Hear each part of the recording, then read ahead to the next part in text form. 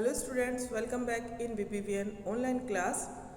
हमने राग की रस्सी चैप्टर किया है। उसके हम कुछ कठिन शब्द और शब्द अर्थ, विलोम शब्द और उनके अभ्यास कार्य करेंगे। तो चलिए स्टार्ट करते हैं। कठिन शब्द कुछ उसके अंदर है। कठिन शब्द वे शब्द होते हैं जो आपको उच्चारित करने में थोड़ा जोर आता है, जिनको और जिनका अर्थ नहीं समझ में आता है, वे है कठिन शब्द। देखिए 32वें, पहला शब्द क्या है? 32वें। नेक्स्ट है हाजिर जवाबी। नेक्स्ट है होशियार। नेक्स्ट शब्द है समस्या। उसके बाद का है आप बीती, सौंप कर, मुश्किल, प्रस्ताव और संदेश। ये कुछ कठिन शब्द हैं। इसके मैं आपको फिर से बताती हूँ और इनके अर्थ भी बताती हूँ। 32वें का अर्थ क्या होता है? यानी 30 के बाद में 31 और 32 नंबर का जो राजा था वहाँ का, उसके लिए 32वें कहा गया है। उस पद के लिए कि वो वहाँ का राजा था। वो कौन सा राजा था? 32वां राजा था। तिब्बत का जो राजा था लोम्पुगार, वो कौन सा था? 32वां। लोम्पुगार का जो राजा था, लोम्पुगार वहाँ के मंत्री थे, वहाँ के 32वें राजा।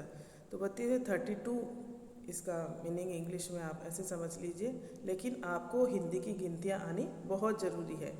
ठीक है। नेक्स्ट है हाजिर जवाबी। हाजिर जवाबी का अर्थ होता है हाथों हाथ बात का उत्तर दे देना। होशियार यानी समझदार, चालाक। समस्या यानी मुश्किल। आप बीती खुद के ऊपर जो घटना, खुद के साथ जो घटना घटित हुई है, उसी को कहते हैं आप बीती। सौंप कर किसी को देकर। मुश्किल यानी कठिन। प्रस्ताव, हम किसी के सामने हमारी बात को रखते हैं, उसी को कहते हैं प्रस्ताव। संदेश यानी किसी को सूचित करना। ठीक है। और कुछ यहाँ पे है शब्दार्थ। शब्दार्थ देख लीजिए। समस्या यानी परेशानी। समस्या का अर्थ होता है परेशानी। निराश, उदास। यकीन यानी विश्वास। यकीन का अर्थ क्या होता है? विश्वास। कई बार आप कहते हैं मुझे अपने दोस्त पे क्या है? यकीन है, विश्वास है। ठीक है। तरीका यानी उपाय, किस विधि से कार्य किया गया। उपाय, तरीका, विधि एक ही बात है। मदद यानी सहायता। मुश्किल अर्थात परेशानी। मुश्किल का अर्थ होता है परेशानी। आकार का अर्थ है बनावट, किस आकार में बनाई गई है कोई वस्तु या कोई भी डिज़ाइन आप मान लीजिए, किस आकार में बनाई गई है। उसका आकार गोल है, आयताकार है, लंबवत है, किस आकार का है। चकित यानी हैरान रह जाना। हम कई बार ऐसी चीज़ें देख लेते हैं जिनकी हम कल्पना भी नहीं करते, तो हम हैरान रह जाते हैं ना, तो उसी को कहते हैं चकित रहना और हैरान रहना। अब यहाँ पे कुछ विलोम शब्द भी हम पढ़ेंगे जो आपको अपनी उत्तर पुस्तिका में करने हैं। विलोम का अर्थ होता है विपरीतार्थक शब्द। ठीक है। विलोम और विपरीतार्थक एक ही बात है।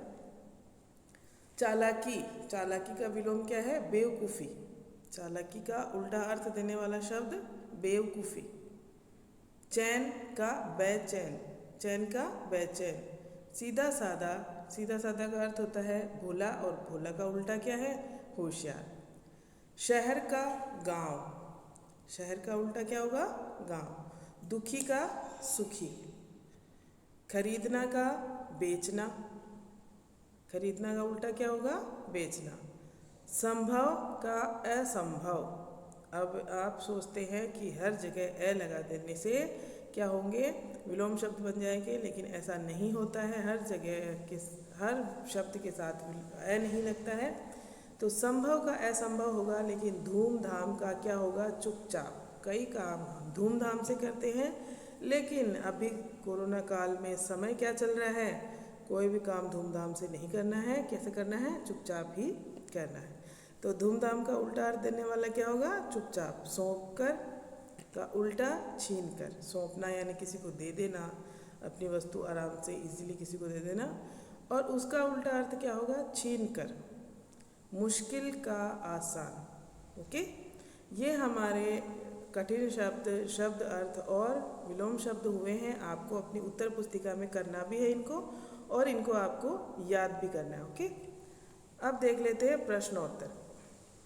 कुछ प्रश्नोत्तर है जो हम करेंगे।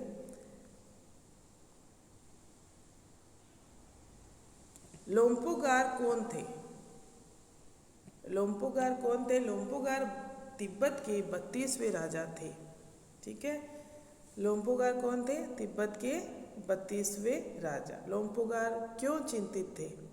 लोम्पुगार अपने बेटे के भोलेपन के कारण चिंतित थे। लोम्पुगार क्यों चिंतित थे? अपने बेटे के भोलेपन के कारण क्या थे वो? चिंतित थे।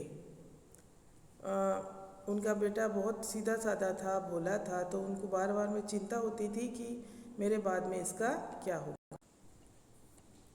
तो लोम्पुगार क्यों चिंतित थे? अपने बेटे के भोलेपन के कारण वे चिंतित थे।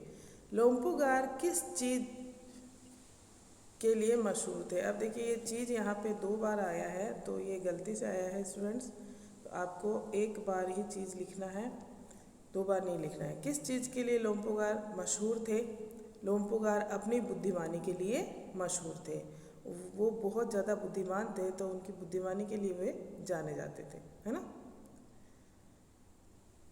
नेक्स्ट प्रश्न है आपका, लोम्पुगार ने क्या देकर अपने बेटे को शहर भेजा? तो ये प्रश्न आप सबको आता ही है। लोम्पुगार ने क्या देके अपने बेटे को शहर भेजा था? 100 भेड़ें देकर। उसके पास 100 भेड़ें थी। भेड़ क्या होती है? शिप। शिप जिसको बोलते हैं अपन, बकरी भेड़ होती है ना। तो भेड़ें देकर उसने अपने बेटे को शहर भेजा था। नेक्स्ट प्रश्न, लोम्पुगार ने अपने बेटे को क्या लाने को कहा था? अब आप बताइए क्या लाने को कहा था लोम्पुगार ने अपने बेटे को? हाँ, ये भेड़ों के साथ में 100 जौ के बोरे लाने के लिए कहा था। चैप्टर में हमने पढ़ा था कि 100 जौ के बोरे लाने के लिए कहा था, है ना। लोम्पुगार ने अपने बेटे को 100 बोरे जौ खरीद कर लाने के लिए कहा था। लोम्पुगार का बेटा परेशान क्यों था? लोम्पुगार का बेटा इसलिए परेशान था क्योंकि उसके पिता ने उसको कहा था कि भेड़ों को मारना या बेचना नहीं है और 100 बोरे जौ खरीद कर लाने हैं, जबकि उसके पास पैसे ही नहीं हैं। उसके पास तो पैसे ही नहीं हैं, तो वो कैसे लाएगा? तो इसलिए वो क्या था? परेशान था। लोम्पुगार का जो बेटा था वो इसीलिए परेशान था। लड़की ने लड़के की पहली समस्या का हल कैसे निकाला? लड़की ने लड़के की पहली समस्या का हल किस तरह से निकाला था? उस लड़की ने भेड़ों के बाल कुतरकर पहली समस्या का हल निकाला। ठीक है। लड़की ने दूसरी समस्या का हल कैसे निकाला? लड़की ने भेड़ों के सींग बेचकर दूसरी समस्या का हल निकाला।